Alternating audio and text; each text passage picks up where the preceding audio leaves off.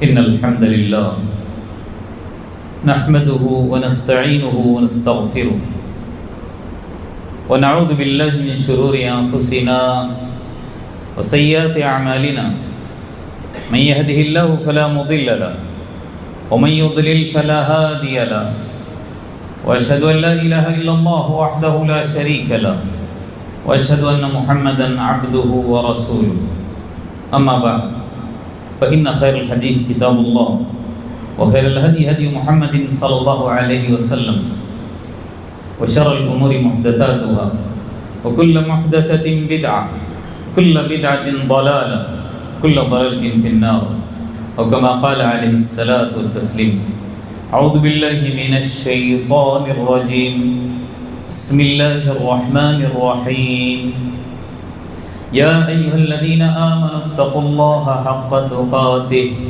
ولا تموتن إلا وأنتم مسلمون يا أيها الناس اتقوا ربكم الذي خلقكم من نفس واحدة وخلق منها زوجها وبث منهما رجالا كثيرا ونساء واتقوا الله الذي تساءلون به والأرحام إن الله كان عليكم رقيبا يا أيها الذين آمنوا اتقوا الله وقولوا قولا سديدا يصلح لكم أعمالكم ويغفر لكم ذنوبكم ومن يطع الله ورسوله فقد فاز فوزا عظيما وقال الله عز وجل في موضع آخر من عمل صالحا من ذكر أو أنثى وهو مؤمن فلنحيينه حياة طيبة ولنجزينهم أجرهم بأحسن ما كانوا يعملون رب اشرح لي صدري ويسر لي أمري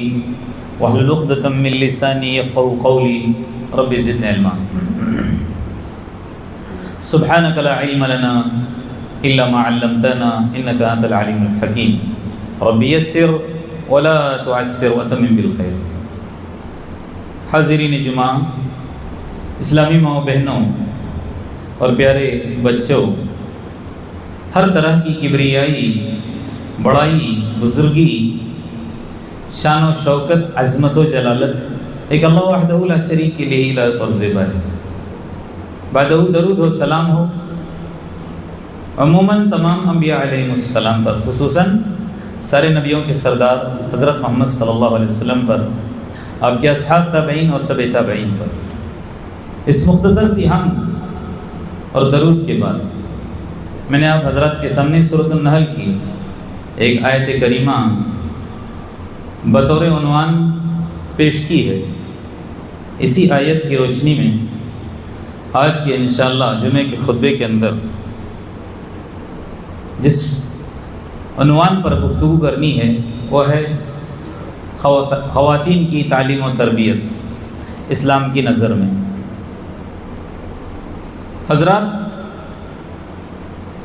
اللہ تبارک و تعالیٰ نے اس آیت کریمہ کے اندر جو آیت میں نے ابھی آپ کے سامنے پیش کی، ایک جا بات فرمائی ہے۔ کیا کہا؟ من عمل صالحا من ذکر او انثی، مرد ہو یا عورت، جو بھی کیا کرتا ہے؟ عمل صالح کرتا ہے، اچھے عمل کرتا ہے۔ شرط کیا ہو؟ کہا وَهُوَ مُؤْمِن، کیونکہ مشرک کے اعمال اس کو فائدہ دینے والے نہیں ہیں۔ یہ ہمیشہ ہمارے ذہن نشی ہونی چاہیے۔ مشرک جو بھی عمل کرتا ہے اس کا بدلہ اس کو کہاں ملتا ہے؟ اسی دنیا کے اندر۔ تو کیا کہا جا رہا ہے؟ من عمل صالحا من ذکر او انثی وهو مؤمن، شرط کیا ہے؟ ایمان والا ہونا چاہیے۔ فلنحیینہ حیاتا طیبہ، اس کی دنیا بھی اللہ تبارک و تعالیٰ کیا کرتے ہیں؟ بہتر بناتے ہیں۔ ایک مومن کی دنیاوی زندگی بھی بہترین ہوتی ہے، پاکیزہ ہوتی ہے۔ وقتی طور پر اگر آزمائش آئے تو الگ بات ہے، لیکن سکون اور اطمینان کس کو حاصل ہوتا ہے اس دنیا کے اندر؟ مومن کو۔ اور آگے کیا فرمایا؟ وَلَنَجْزِيَنَّهُمْ أَجْرَهُمْ بِأَحْسَنِ مَا كَانُوا يَعْمَلُونَ۔ اور اللہ تبارک و تعالیٰ فرماتے ہیں کہ ہم اس کو ضرور بھی ضرور بدلا دیں گے اس کے اچھے عمل کا۔ کہاں؟ آخرت کے اندر۔ دنیا بھی اچھی بنتی ہے، آخرت بھی اچھی بنتی ہے۔ کس پر؟ اچھے اعمال پر، اچھے کام پر۔ تو یہاں جو اللہ تبارک و تعالیٰ نے بیان کیا ہے دونوں کو ساتھ میں لیا ہے. مطلب کیا ہے؟ میں نے آپ کے سامنے یہی کہا کہ آج کا میرا عنوان کیا ہوگا؟ خواتین کی تعلیم و تربیت. اللہ تبارک و تعالیٰ نے یہاں پر بھی مرد کے ساتھ ساتھ کس کا ذکر کیا ہے؟ عورت کا ذکر. یعنی علم حاصل کرنا یہ صرف مردوں کے ساتھ مخصوص نہیں ہے، عورتیں بھی اس میدان کے اندر مردوں کے شانہ بشانہ ہیں. اللہ کے رسول کی حدیث کیا ہے؟ طلب العلم فریضہ، علم کا حاصل کرنا لازم ہے. مراد کون سا علم ہے؟ دنیاوی علم نہیں، وہاں پر علم دین کا فرض قرار دیا. کس کے اوپر؟ علی کل مسلم و مسلمہ، مسلمان مرد اور مسلمان عورت پر. یہ حقیقت ہے کہ جہاں شریعت نے مخاطب تعلیم کے سلسلے میں کس کو کیا ہے؟ مرد کو کیا، ساتھ میں عورت کو بھی کیا ہے. ہاں اسی طرح فرائض نوافل کا مکلف مردوں کو جہاں بنایا ہے اللہ تبارک و تعالیٰ نے ساتھ میں عورتوں کو بھی بنایا ہے. جزا اور سزا کا معاملہ یہ بھی خالی مردوں کے ساتھ نہیں ہے خاص، یہ قانون عورتوں کے لیے بھی مخصوص ہے. جنت جہنم کا فیصلہ مردوں کے ساتھ ساتھ عورتوں کے لیے بھی ہے. تو لہٰذا یہ ساری باتیں کیا بتاتی ہیں کہ مردوں کے ساتھ ساتھ عورتوں کو بھی علم دین، دینی تعلیم کا حاصل کرنا لازم اور ضروری ہے. اور یہ بات اللہ تبارک و تعالیٰ نے جب پہلی وحی کس کے اوپر نازل کی تھی؟ حضرت محمد صلی اللہ علیہ وسلم پر. غار حرا کے اندر جب پہلی وحی تاج نبوت آپ کے سر پر رکھا گیا تو اس کے اندر پہلی وحی کون سی نازل ہوئی تھی؟ اقرأ بسم ربک الذی خلق. اسی آیت کے اندر آگے پڑھتے چلیے. خلق الانسان من علق اقرأ وربک الاکرم الذی علم بالقلم علم الانسان ما لم یعلم. کیا مطلب ہے اس کا؟ انسان کو وہ کچھ سکھایا جو وہ نہیں جانتا تھا. یہاں اللہ تبارک و تعالیٰ نے ذکر کس کا کیا ہے؟ انسان کا. خاص مرد کا یا خاص عورت کا نام نہیں لیا ہے. انسان کہتے ہی مرد اور عورت دونوں آ جاتے ہیں.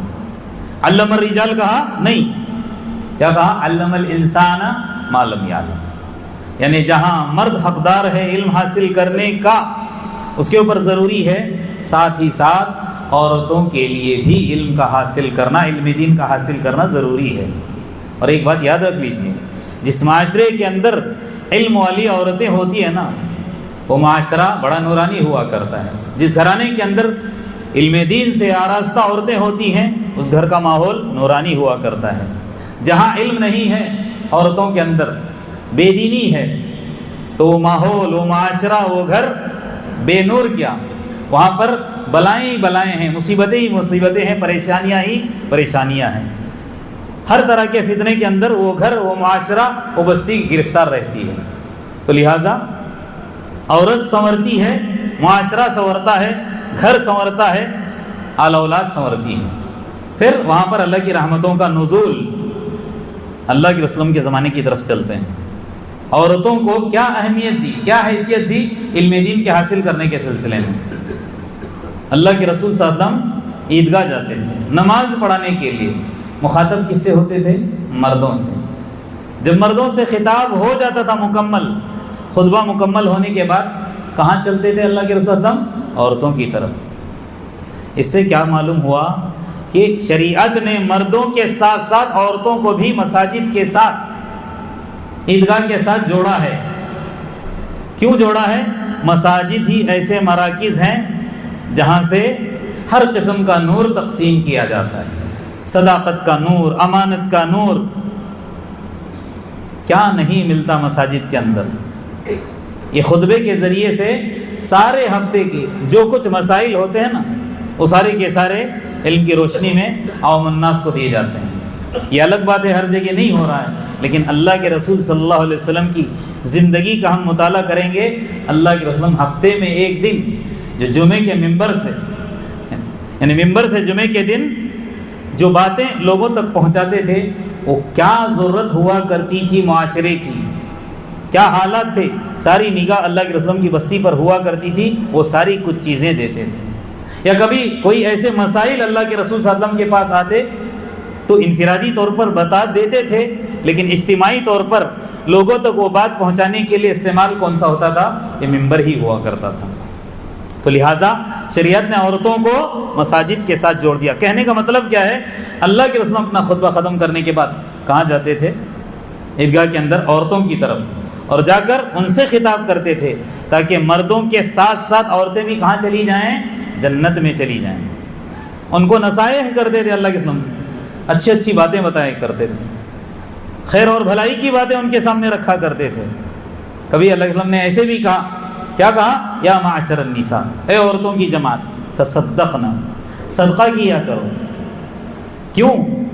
آگے جا کر انشاءاللہ حضرت ابو ہریرہ رضی اللہ عنہ کا قول آپ کے سامنے آنے کے بعد بات سمجھ میں آئے گی۔ اللہ کے رسول اللہ کیا کہتے تھے؟ تصدقنا، صدقہ کیا کرو، اولو من حلیکن، اگرچہ کہ تم کو اپنے زیور میں سے ہی کچھ اللہ کے راستے میں دینا پڑے۔ کیا کہا آگے جا کر؟ فَإِنِّي أُرِيتُكُنَّ أَكْثَرَ أَهْلِ النَّارِ، کیونکہ اے عورتوں کی جماعت، اکثر و بیشتر میں نے جہنم کے اندر تمہاری تعداد کو دیکھا ہے۔ اس کا مطلب یہ نہیں ہے کہ مرد بالکل مطمئن رہیں کہ خالی عورتیں جائیں گی مرد نہیں جائیں گے، ایسا نہیں ہے۔ عورتیں بھی کثیر تعداد میں جنت میں جائیں گی، جس طرح مردوں کی تعداد ہوگی ویسے عورتوں کی بھی ہوگی، لیکن اللہ کے رسول صلی اللہ علیہ وسلم نے عورتوں کو ڈرایا۔ کیا ڈرایا؟ میں نے دیکھا ہے کہ تمہاری اکثر تعداد جہنم کے اندر ہے۔ اور عورتیں بھی کیا ہوا کرتی تھی؟ کوئی بات ان کے سامنے آتی خاموش نہیں رہتے تھے، سن کر بیٹھے نہیں رہتے تھے، سوال کرتے ہیں۔ قلنا، ہم نے کہا، وَبِمَا یا رسول اللہ، ہمارا کیا قصور ہے؟ کیا آپ نے جہنم کے اندر ہماری تعداد کو زیادہ دیکھا ہے؟ کیا وجہ ہے؟ اللہ کے رسول فرماتے، تکثرن اللعن، تم کثرت سے لعن و طعن کرتی ہو، تمہاری زبان پر لعنت بہت زیادہ ہے، اس طرح کے الفاظ، بات بات پر لعن طعن کرتی ہو، اناپ شناپ بکتی ہو۔ اور آگے کیا فرمایا دوسرا جملہ؟ وَتَكْفُرْنَ عَلَى الْعَشِيرِ، اور اپنے شوہر کی نافرمانی کرتی ہو، ناشکری کرتی ہو۔ اور اسی حدیث کے اندر اللہ کے وسلم نے اور سمجھایا، عورتوں کا معاملہ ایسے ہے، مردوں سے خطاب کرتے ہوئے کہا کہ اگر ان عورتوں کو ساری زندگی جیسے یہ چاہتے ان کے مطابق چلو، اور کبھی کبھار یا کبھی ایسا موقع آ جائے کہ ان کی جو خواہش ہوتی ہے، تمنا ہوتی ہے، اس کے مطابق اگر نہ ہو تو زبان سے نکلنے والا جملہ کیا ہوگا؟ آپ نے ہمیں کچھ دیا بھی ہے، بس یہی چیز تو دلانے کے لیے کہا تھا، ایک تھوڑی سی چیز، لیکن آپ نے انکار کر دیا، آپ کی اوقات نہیں، آپ کی حیثیت نہیں۔ ساری زندگی ان کا ساتھ دینے کے باوجود کبھی کبھار اگر ایسا ہو جائے کہ آپ ان کی خواہش اور تمنا پوری نہ کر سکیں وقتی طور پر، زبان سے کیا نکلتا ہے جملہ؟ آپ نے کبھی ہمارے ساتھ بھلائی کا معاملہ کیا ہی نہیں۔ تو یہی وجہ ہے جس کی وجہ سے تم کہاں جاؤ گی؟ جہنم کے اندر۔ اللہ کے رسول اللہ نے عورتوں کو ڈرایا، لیکن میں نے کہا نا کہ شریعت نے مردوں کے ساتھ ساتھ عورتوں کو کہاں جوڑا ہے؟ مسجد کے ساتھ۔ اللہ کے رسول صلی اللہ علیہ وسلم کے زمانے میں فرائض تو چھوڑو، نوافل کے لیے بھی عورتیں کہاں آتی تھی؟ مساجد کے اندر آتی تھی۔ فرائض کے تعلق سے تو آپ تعجب کرو گے، بہت ساری عورتیں صحابیات کے بارے میں آتا ہے، سورہ قاف ہو، سورہ اعلیٰ ہو، سورہ غاشیہ ہو، ہم کو یاد کیسے ہوئی؟ اللہ کے رسول صلی اللہ علیہ وسلم نماز کے اندر، خطبے کے اندر ان صورتوں کی کیا کرتے تھے؟ تلاوت کرتے تھے، اس کا ورد کرتے تھے، جس کی وجہ سے سن کر یہ آیتیں ہم کو، یہ صورتیں ہم کو یاد ہو گئی۔ جیسے ابھی چھوٹے سے بچے پیچھے جب امام صاحب پڑھتے رہتے تو ساتھ میں ساتھ کیا کرتے ہیں؟ دہراتے رہتے ہیں، سن کر ان کو یاد ہو جاتا ہے۔ آپ لوگوں میں سے بھی ایسا ہوا ہوگا۔ یہ سورہ اعلیٰ، سورہ غاشیہ تو جمعہ کے اندر یا جمعرات کی رات کو عشاء کی نماز میں پڑھی جاتی ہے، سن کر۔ پڑھا لکھا ایک الگ مسئلہ ہے، جو بے پڑھے ہوتے ہیں قرآن، جن کو یاد نہیں ہے، دیکھ کر پڑھنا نہیں آتا، تو یہ جو مخصوص صورتیں بار بار دہرائی جاتی ہیں یہ یاد ہو ہی جاتی ہیں۔ سورۃ الفاتحہ کو لے لو، یہ تو کیا ہوتی ہے؟ سن کر ہی یاد ہو جاتی ہے۔ تو عورتیں کہہ رہی ہیں، تو یہ تو فرض کا معاملہ، لیکن نوافل کے لیے بھی عورتیں کہاں آتی تھی؟ مساجد کے اندر۔ حضرت زینب رضی اللہ عنہ، ان کے بارے میں آتا ہے کہ وہ 2 ستونوں کے بیچ میں رسی باندھ کر رکھتی تھی، تاکہ جب نوافل کے لیے کھڑی ہو جائیں اور ذرا تھکان محسوس ہو یا کبھی اونگ آ جائے تو رسی کے سہارے وہ کھڑی رہتی تھی، قیام کے لیے رسی باندھتی تھی۔ اللہ کے رسول نے دیکھا ایک مرتبہ یہ کس کی رسی ہے، کس نے باندھا؟ کہ فلانی صحابیہ نے۔ فرض نماز کے اندر تو ایسا نہیں کریں گے نا، نوافل کے لیے ہی۔ تو اللہ کے رسول نے اس کو نکالنے کے لیے کہا اور کہا کہ اپنی ذات کے اوپر تم کو بہت زیادہ بوجھ ڈالنے کی اور اپنے آپ کو ہلاکت کے اندر ڈالنے کی ضرورت نہیں ہے۔ نوافل کے معاملے میں بھی اپنے آپ کو کھپانے کی ضرورت نہیں ہے، جتنی تمہاری بشاشت ہے، جتنی تمہاری طاقت ہے، اس کے مطابق کیا کرو، تم نوافل بھی پڑھا کرو۔ لیکن میں یہ کہہ رہا ہوں کہ اللہ کے رسول کے زمانے کے اندر عورتوں کی جذبات کو دیکھو، فرائض کے ساتھ ساتھ نوافل کے لیے بھی آتی تھی۔ ایک مرتبہ ہوا کیا، عورتوں کی جماعت اللہ کے رسول صلی اللہ علیہ وسلم کے پاس آتی ہیں اور آ کر کہتی ہیں اللہ کے رسول غلبنا الرجال، مرد ہمارے اوپر غالب آ گئے ہیں۔ کیا مطلب ہے؟ مردوں کا معاملہ اللہ کے رسول نمازوں کے ساتھ ساتھ درس و دروس میں بھی آپ کے ساتھ ہوتا ہے۔ آپ کی صحبت میں رہ کر بہت ساری چیزیں سنتے ہیں، سیکھتے ہیں، پڑھتے پڑھاتے ہیں، لیکن ہمارا معاملہ آپ سے دوری رہنے کی وجہ سے ہم پیچھے ہیں، مرد ہم سے آگے بڑھ گئے ہیں۔ اللہ کے رسول ہمارے لیے بھی وقت فارغ کیجیے، ہم کو بھی کچھ تعلیم دیجیے، کیونکہ اللہ کے رسول صلی اللہ علیہ وسلم عورتوں کو بھی براہ راست تعلیم دیا کرتے تھے۔ عورتوں کے کہنے پر اللہ کے رسول نے کیا کر دیا، ہفتے میں ایک دن ان کے لیے طے کر دیا، مدینہ کے کسی گھر کے اندر تم جمع ہوا کرو، میں آ کر تم کو کیا کروں گا، درس دیا کروں گا، نصیحت کیا کروں گا۔ اور اللہ کے رسول صلی اللہ علیہ وسلم کی نصیحت کا نتیجہ کیا ہوا، عورتوں کے جذبات اور ابھرے اور شوق پیدا ہوا، اتنا شوق ذرا سنیے۔ ام سلمہ رضی اللہ عنہا یا غالباً ان کے ساتھ کچھ عورتیں یہ آ کر اللہ کے رسول سے کہتی ہیں کہ اللہ کے رسول سارے قرآن کے اندر اللہ تبارک و تعالیٰ خالی مردوں سے ہی خطاب کرتا ہے، یا ایھا الذین آمنوا یا ایھا الذین آمنوا یا ایھا الذین آمنوا، کہیں بھی ہمارا ذکر ہی نہیں ہے، جبکہ جہاں جہاں اللہ نے یا ایھا الذین آمنوا کہہ کے خطاب کیا ساتھ میں مومنات بھی ہیں، یاد رکھ لیجئے، کیونکہ الرجال قوامون علی النساء، عورتوں کے ماتحت اور مردوں کے ماتحت عورتیں ہوا کرتی ہیں، تو خطاب مردوں کے ساتھ ساتھ عورتوں سے بھی ہے۔ لیکن شوق دیکھو، جب اللہ کے رسول کی صحبت میں آ کر درس و دروس سنا، علمی شوق پیدا ہوا، تو کیا دل کے اندر تمنا پیدا ہو گئی کہ ہم سے بھی اللہ تبارک و تعالیٰ قرآن کے اندر خطاب کرے تو اچھا ہے۔ سارے قرآن کے اندر اللہ تبارک و تعالیٰ ہم سے بالکل خطاب نہیں کر رہا، تو ان کے جذبات کی بھی اللہ تبارک و تعالیٰ نے قدر کی اور آسمان سے اتنی لمبی آیت اتار دی۔ وہ آیت کون سی ہے؟ ان المسلمین والمسلمات والمؤمنین والمؤمنات والقانتین والقانتات والصادقین والصادقات والصابرین والصابرات والخاشعین والخاشعات والمتصدقین والمتصدقات والصائمین والصائمات والحافظین فروجهم والحافظات والذاکرین اللہ کثیرا والذاکرات اعد اللہ لهم مغفرۃ واجرا عظیما۔ اتنی لمبی آیت اتار کر ان کو اطمینان دلایا، پریشان نہ ہونا، قرآن کے اندر خالی مردوں سے نہیں تمہارے سے بھی خطاب ہوگا۔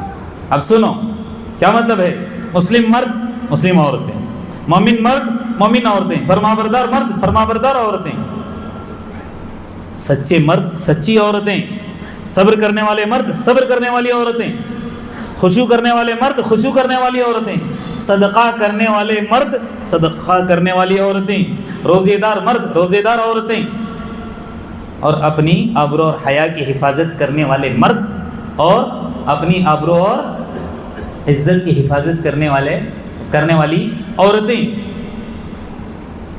ذکر کرنے والے مرد اور کثرت سے ذکر کرنے والی عورتیں۔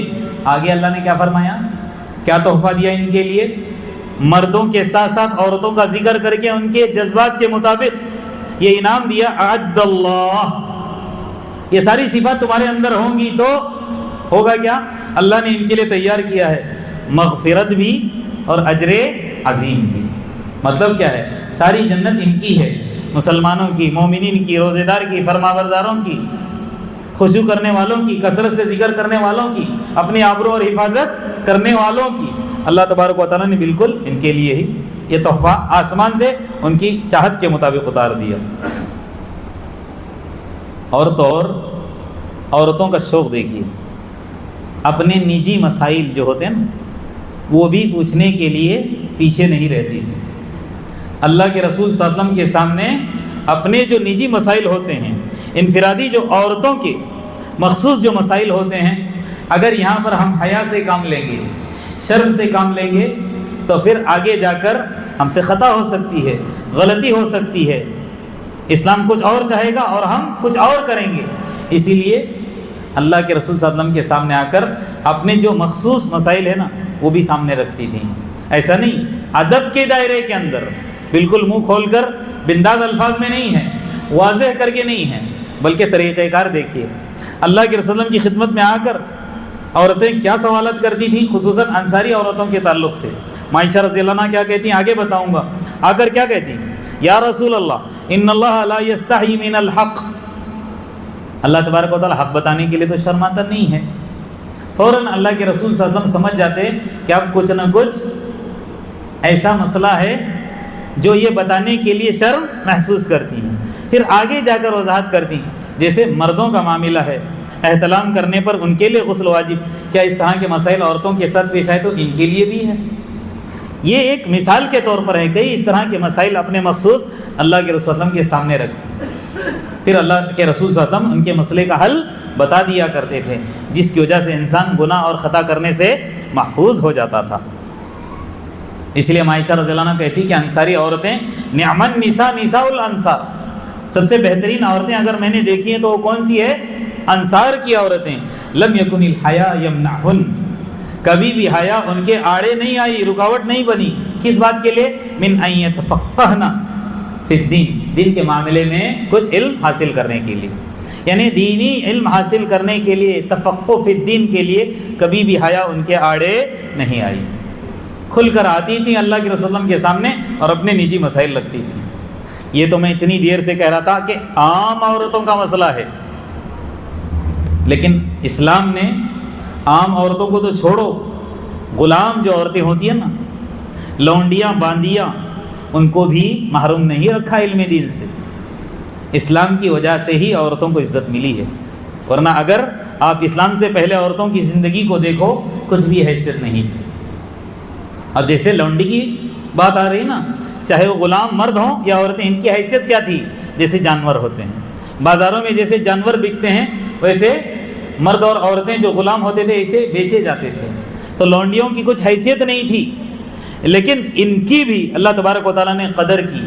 اللہ کے رسول کی زبانی ان کو تعلیم دینے کا کیا انعام ہے، کیا فائدہ ہے، یہ اللہ کے رسول کی ذرا زبانی سنتے ہیں۔ اللہ کے رسول کی ایک حدیث ہے، کیا فرماتے ہیں؟ ثلاثۃ لہم اجران، 3 لوگ ایسے ہیں کہ جن کو اللہ تبارک و تعالیٰ کتنے اجر دے گا؟ 2 اجر۔ میں تینوں کے بارے میں نہیں بتاؤں گا، تیسرے جو ہیں ان کے بارے میں، کیونکہ بات یہاں آئی ہے عورتوں کے ساتھ ساتھ باندیوں کی، لونڈیوں کی، ان کو بھی اللہ تبارک و تعالیٰ نے دینی تعلیم سے محروم نہیں رکھا۔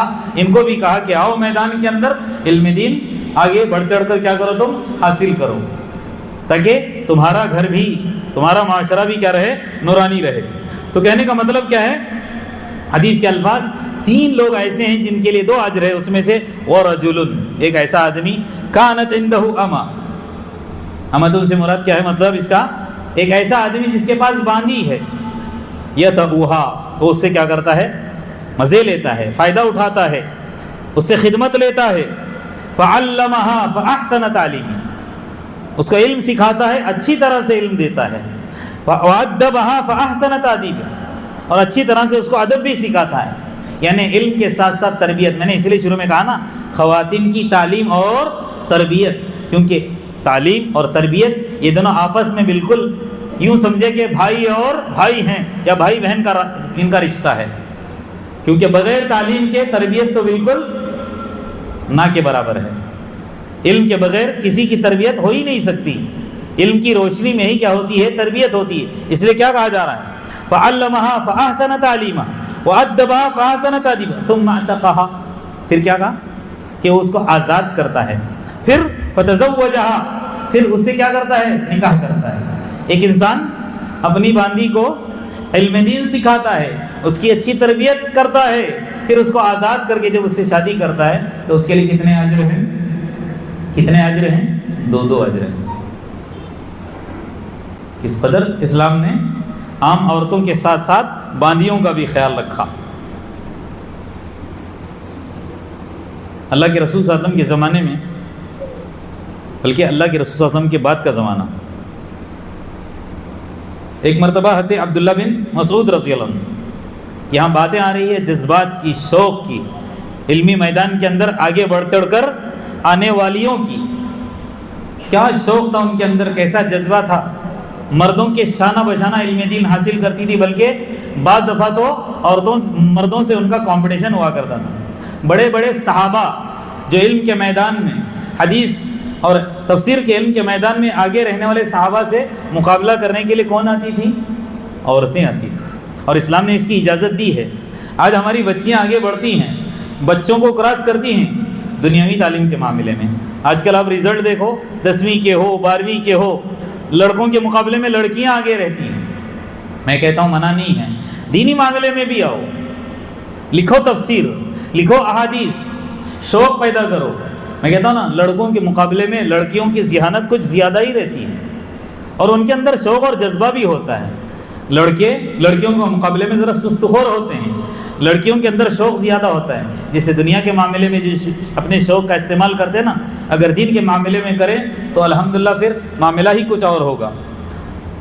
تو کیا میں کہہ رہا تھا، اللہ کے رسول صلی اللہ علیہ وسلم کے زمانے کے بعد کا زمانہ ہے. ایک مرتبہ حضرت عبداللہ بن مسعود رضی اللہ عنہ تقریر کر رہے ہیں، اسی وہاں پر مرد بھی ہیں، عورتیں بھی ہیں، بچے بھی ہیں، سب ہیں. سب سے خطاب کر کے جملہ جو اپنی زبان سے نکالا، کیا کہا؟ ٹیٹو کرنے والے مرد، ٹیٹو کرنے والی عورتیں، یعنی گودنے والے مرد اور گودنے والی عورتیں، ٹیٹو ہی کہتے ہیں نا انگریزی میں.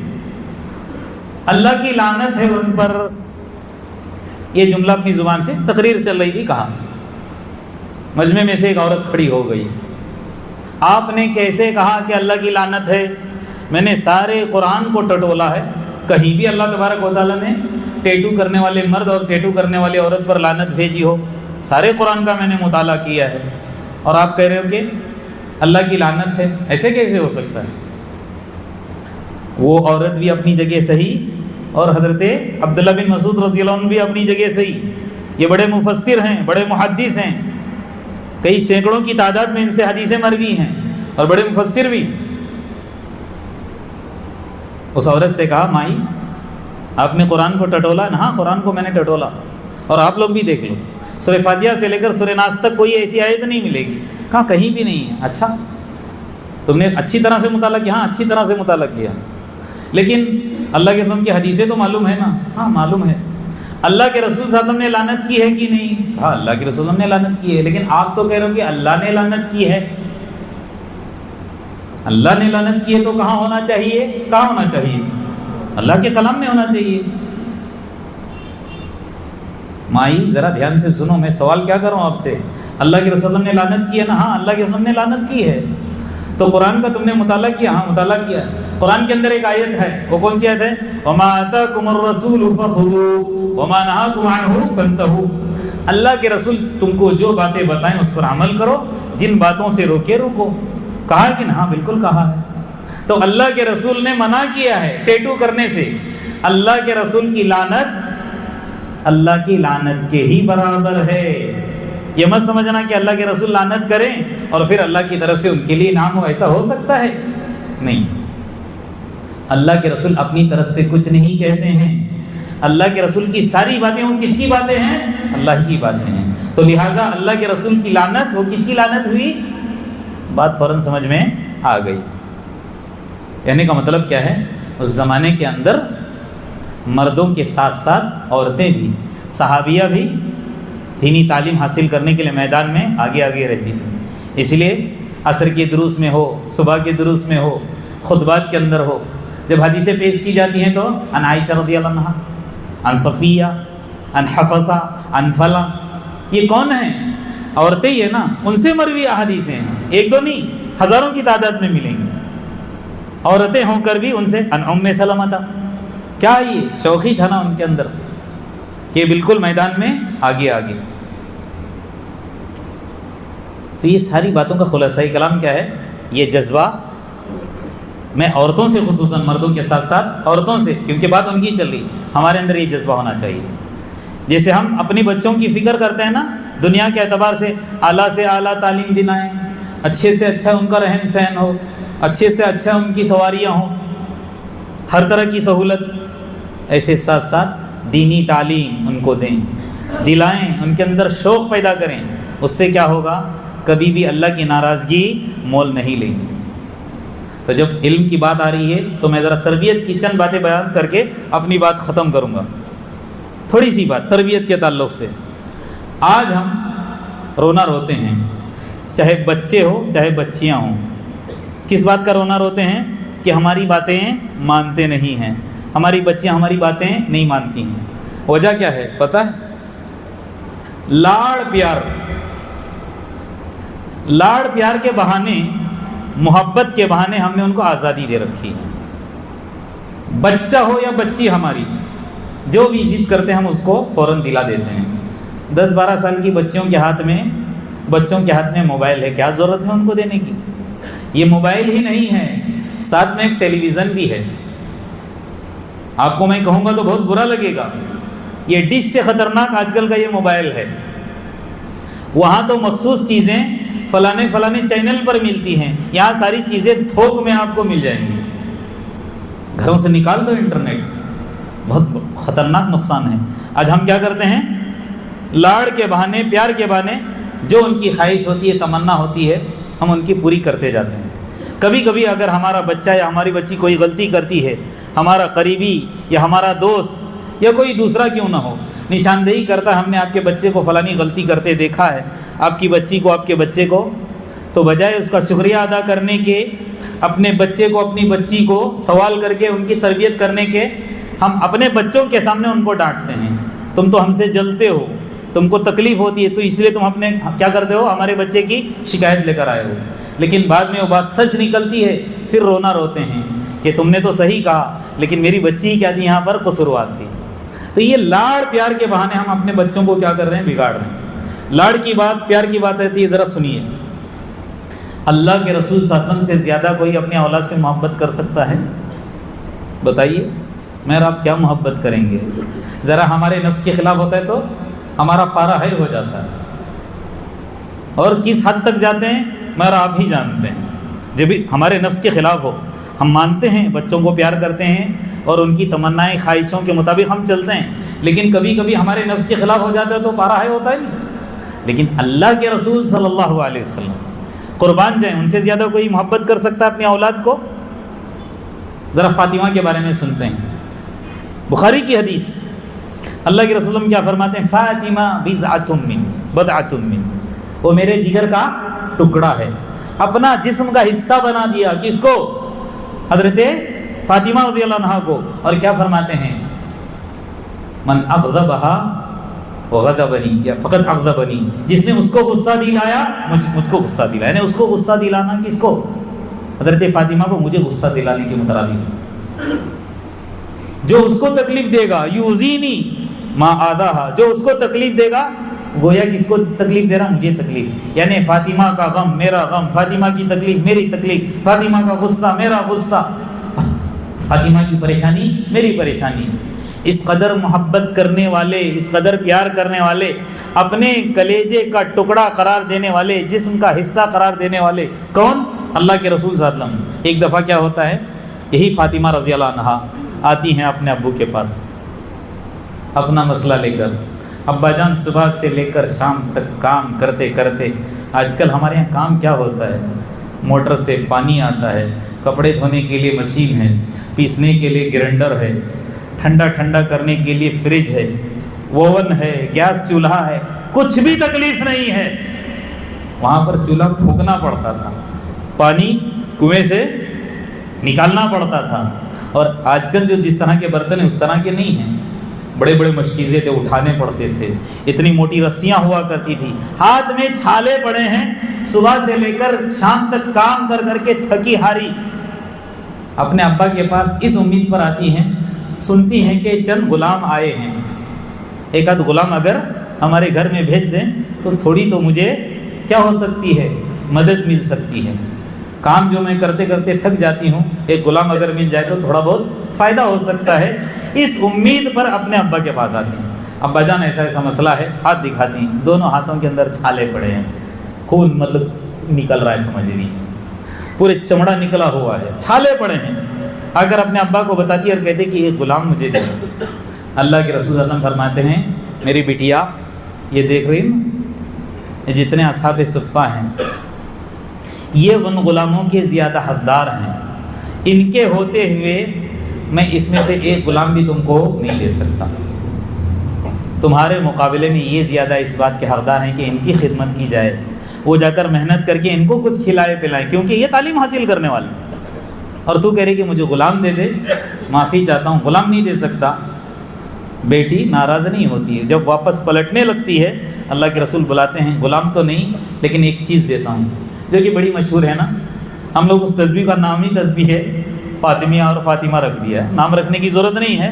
अल्लाह के रसूल जाते जाते क्या कहते हैं कि फ़ातिमा एक बेहतरीन तुमको क्या कर देता हूँ, मैं नुस्खा देता हूँ, इस पर अमल करोगी आखिरत भी बनेगी और दुनिया की थकान भी तेरी जाती रहेगी। वो क्या है, रात में सोने से पहले 33 मरतबा सुभान अल्लाह, 33 मरतबा अल्हम्दुलिल्लाह, 34 मरतबा अल्लाहु अकबर पढ़ लिया करो, इससे तुम्हारी तकलीफ जाती रहेगी। ये हैं प्यार करने वाले अब्बू।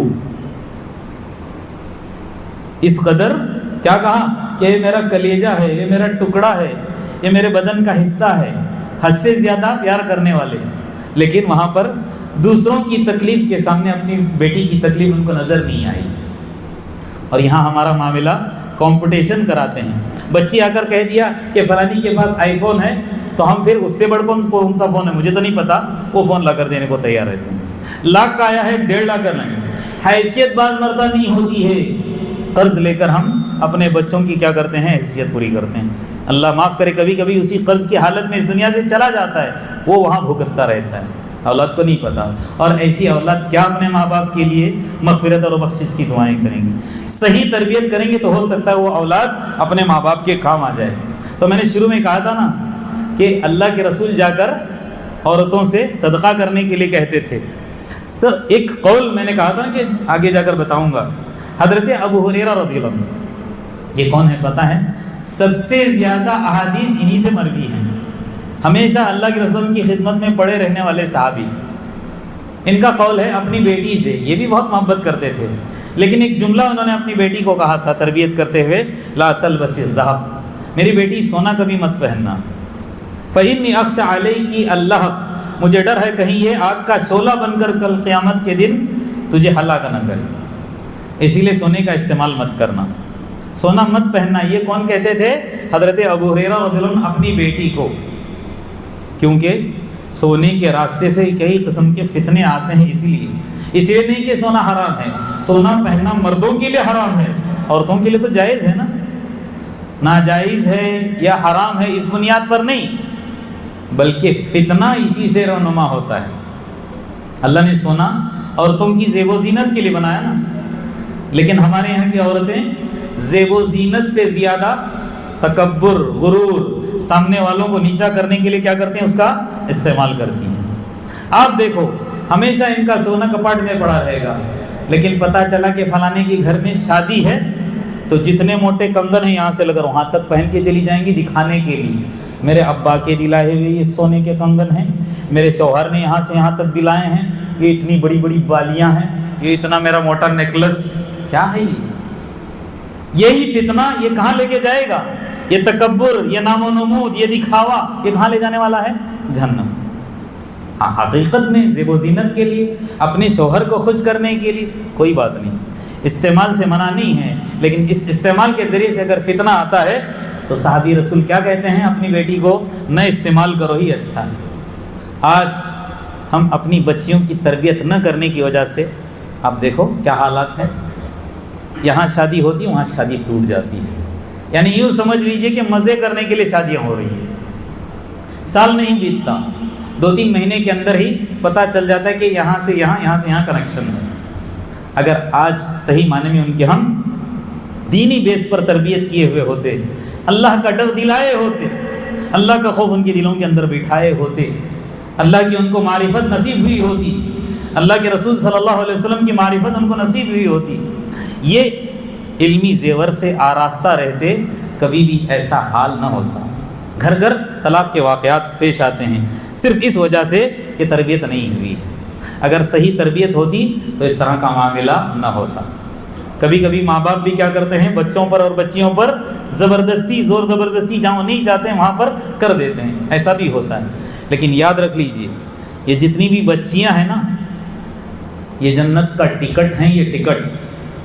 ان کی اگر ہم بہترین تربیت کریں گے، ان کے کھانے پینے، اوڑھنے، سونے، بیٹھنے سارے کا صحیح انتظام کر کے، صحیح سے ان کی تربیت کر کے بہترین لڑکا ڈھونڈ کر ان کا نکاح دیندار کے ساتھ کرا دیں گے، سمجھ لیجیے جنت کا ٹکٹ حاصل ہو جائے گا۔ کیونکہ انبیاء ہم سبھی جانتے ہیں نا، جتنے بھی دنیا کے اندر انبیاء ہیں ان کے بیٹے کم، بیٹیاں زیادہ۔ اللہ کے رسول کی بیٹیاں ہی ہیں نا، اس لیے علماء نے لکھا ہے الانبیاء آباء بنات، انبیاء کون ہیں؟ بچیوں کے باپ ہوا کرتے ہیں۔ حضرت شعیب علیہ السلام ان کی کیا ہیں؟ بیٹیاں ہی ہیں نا۔ کتنے انبیاء کے بارے میں بیٹے نہیں، بیٹیوں کا ہی ذکر۔ یہ بیٹیاں نعمت بھی ہیں، ان بیٹیوں کے ذریعے سے انسان کہاں چلا جائے گا؟ جنت میں، جنت کا ٹکٹ ہے۔ اور اللہ کے ہم نے کہا ہے بیٹیوں کے ذریعے سے جس کو آزمایا گیا اور پھر وہ اس ابتلا کے اندر، آزمائش کے اندر کھرا اترا تو اس کے لیے جنت کا راستہ بالکل آسان ہے۔ تو لہٰذا اس کو جنت کا ٹکٹ سمجھ کر ان کی اگر صحیح تربیت کریں گے، ان کی صحیح ہم دیکھ ریکھ اور نگرانی کریں گے تو پھر دنیا کے ساتھ ساتھ ہماری آخرت بھی بنے گی۔ آخر میں اللہ تبارک و تعالیٰ سے یہی دعا ہے، جتنی باتیں ہم عرض کرتے ہیں، کہتے سنتے سناتے ہیں، اس کے مطابق عمل کی توفیق عطا فرمائیں۔ اللہ تبارک و تعالیٰ مجھ کو اور آپ کو دین کا صحیح فہم، صحیح سمجھ عطا کرے، صحیح معنی میں مجھ کو اور آپ کو اللہ تبارک و تعالیٰ اپنی تربیت کے ساتھ ساتھ اپنی اولاد کی، اپنی بچیوں کی تربیت کرنے کی توفیق عطا فرمائیں۔ اللہ تبارک و تعالیٰ جب تک زندہ رکھے حالت ایمان پر رکھے، جب میرے اور آپ کی موت آئے حالت ایمان پر ہو، آمین۔ وآخر دعوانا الحمد للہ رب العالمین۔ بارک اللہ لی ولکم فی القرآن العظیم ونفعنی وإیاکم بما فیہ من الآیات والذکر الحکیم۔ اقول قولی ھذا واستغفر اللہ لی ولکم ولسائر المسلمین من کل ذنب فاستغفروہ انہ هو الغفور الرحیم۔